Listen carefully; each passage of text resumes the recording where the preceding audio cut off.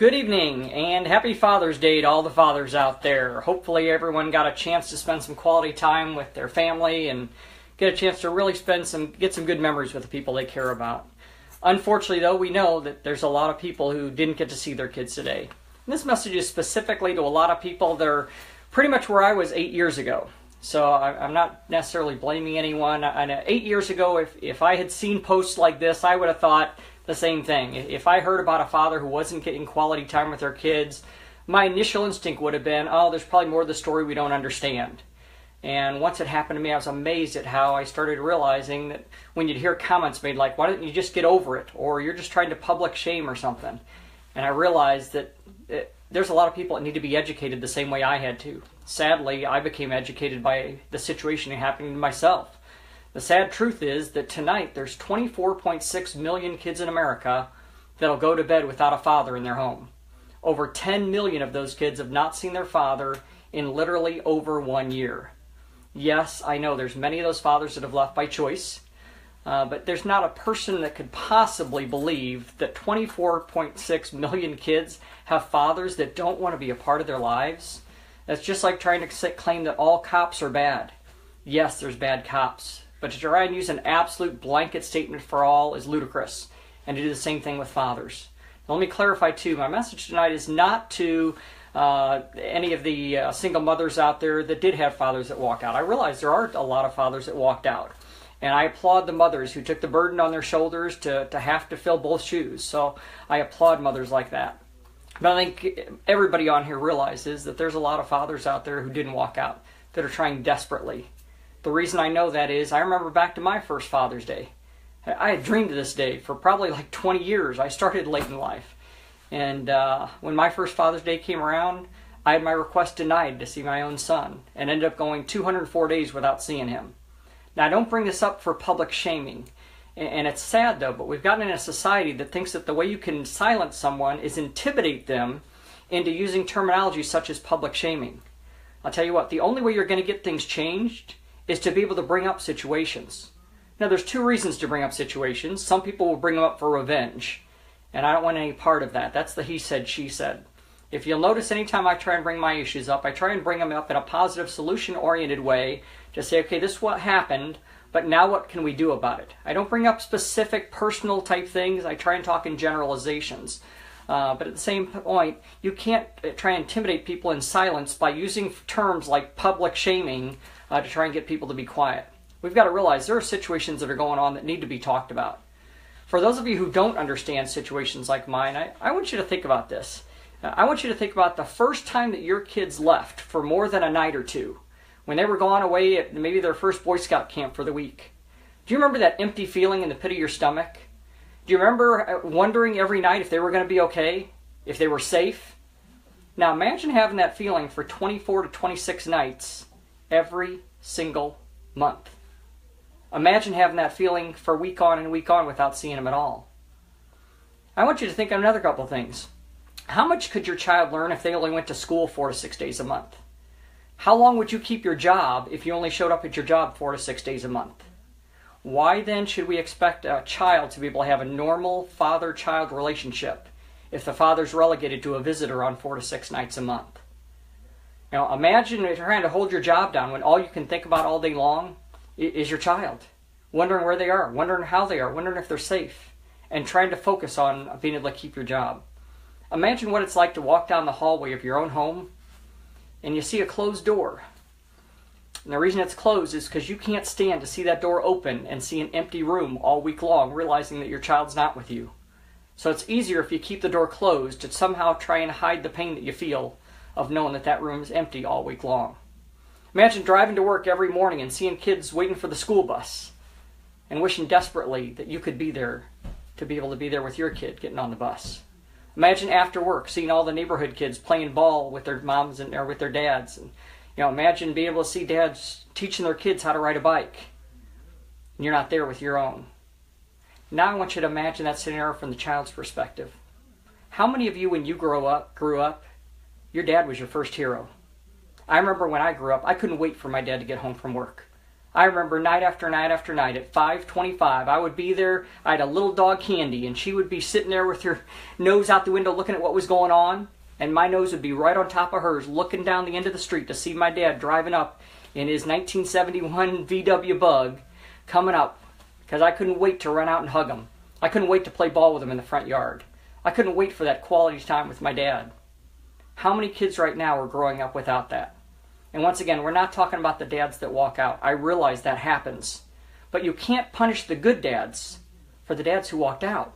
That's not going to help the situation. What we need to try and do is get those dads that want to be a part of the children's life, give them access to their kids so they can be, and work on different solutions to try and bring the other fathers back. But to try and exclude all fathers because of the faults of some is ludicrous. And as a result, society's paying a price. 63% of teen suicides come from fatherless homes. 70% of juveniles in state-operated institutions. 71% of high school dropouts. 75% of children in chemical abuse centers. 85% of those in prison came from a fatherless home. 85% of children who exhibit behavioral disorders. And 90% of homeless and runaway kids came from fatherless homes. As I said, I know many of them left by choice, but we're driving fathers out, and it's got to stop. Children need quality time with their fathers, and study after study after study is proving that right now. Last month, one of the largest conferences ever was held on shared parenting, where experts came from all over the world. Dr. Linda Nielsen of the Wake Forest University released some results on literally every single parenting study that's ever been published in the English language, a total of 52. Comparing shared parenting with sole or primary custody. In 51 of 52 studies, children were better off emotionally, psychologically, and behaviorally in shared parenting than in any other arrangement. There's also been a study by a Swedish doctor that studied data on 150,000 teenagers showing that shared parenting was truly what was in the child's best interest. There have now been 110 scientific studies done verifying the same thing.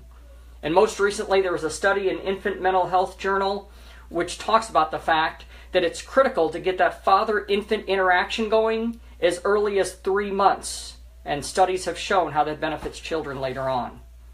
Studies after studies have shown not only that, but as kids grow up, and that's what we're into now, is generations of kids who grew up thinking that their father walked out, and finding out that in their situation, their dad didn't walk out. Their dad wanted to be a part of their lives. I've got 3 very close friends of mine, females, who have all said that they grew up hating their father because they had been told that their father walked out.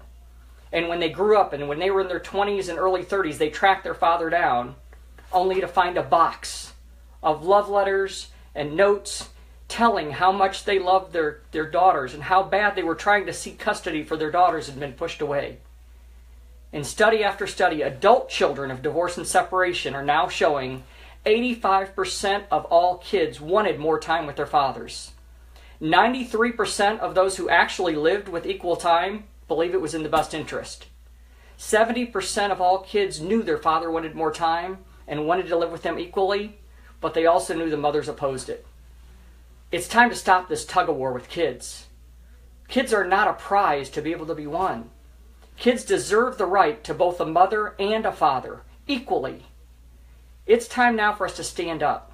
There is a tidal wave going across the country of legislation being introduced. This Tuesday in Michigan, the House Judiciary Committee is going to be voting on a bill that Representative Jim Rudstead filed up there, and I'm really grateful for Jim up there.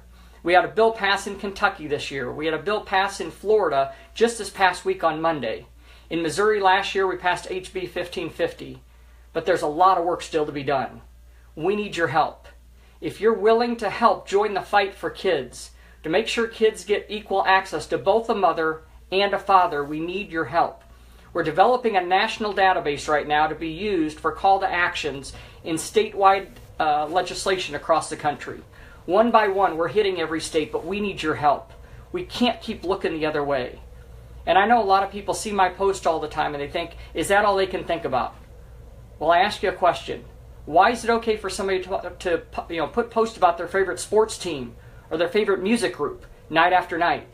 But it's not okay for a father to talk about how passionate they are about wanting time with their kids and wanting kids to have quality time with other fathers across the country. Tell you what, guys, it's time to stand up. We're developing a database and we need your information. The website is AFESP, which stands for Americans for Shared Parenting. AFESP.com. Please do me a favor. Go to that website. Don't wait till later. Do it now. I know a lot of people think, oh, I'll get to it later. No, this is important, guys. Kids' lives are at stake. Sand is going through the hourglass. So I need you as soon as we get done, which is in the next about 60 to 120 seconds. Go to AFESP.com. There'll be a little thing in the upper right-hand side that'll say subscribe. All we need is your email, your state, your city. If you've been affected by the situation, there's 4 other questions that will help us as we're providing research to different legislators. I promise you, we won't sell this database to anyone else. This isn't for commercial purposes. You won't be bombarded with emails. You're going to get maybe 1 or 2 emails a month during legislative sessions, probably 1 a month during the other times, just to keep you up to date. But if you're wanting to keep up to date on what's going on across the country regarding equal shared parenting, if you're wanting to be able to try and make a difference yourself, if you're one of those people that really wants to help make a difference in kids' lives, we need you to do this favor. AFESP.com. Go to that website, click subscribe, put your email, your city, your state in there. The time has come. The tidal wave is coming, but we need your help right now. The other thing I need you to do is share this video. We've got to get more exposure and more awareness out so people realize this isn't a bunch of angry dads. This is a bunch of dads who love their kids and want to be a part of their kids' lives and want to make sure that those kids have a right to their fathers before it's too late. So please do me a favor. AFESP.com. Go on there, click subscribe. How many more years are we going to have to wait for kids to grow up without a father? Thank you so much for everybody for watching this.